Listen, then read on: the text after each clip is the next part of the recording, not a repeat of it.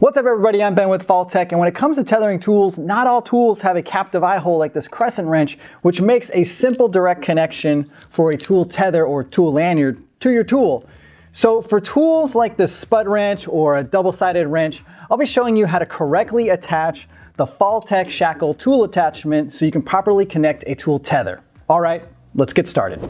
The Faltech tool attachment shackles are available in 4 sizes, so you'll have to determine which shackle will fit each tool you're using. You can see here we have tools with different size shackles attached to give you a rough idea. You can check out the specifications here to help you determine which size shackle you may need. Start by unscrewing the shackle bolt and apply the shackle around the shaft of your tool. Be sure to keep in mind when you're applying a tool shackle that you factor in the space needed for the tool tether's carabiner, or you won't be able to make a connection.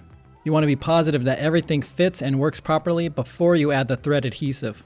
If everything checks out correctly, unscrew the shackle pin, and you're going to add about 1 drop of thread adhesive to the threads in the shackle body. Now tighten the pin all the way into the shackle with pliers, and you're done. All right, that's it, but before you go, check out all the tool attachments and tether options available at faltech.com. The link is in the description below, and go ahead and click the subscribe button and ring the bell so you're not out of the loop when we post new videos. All right, I'll see you guys later.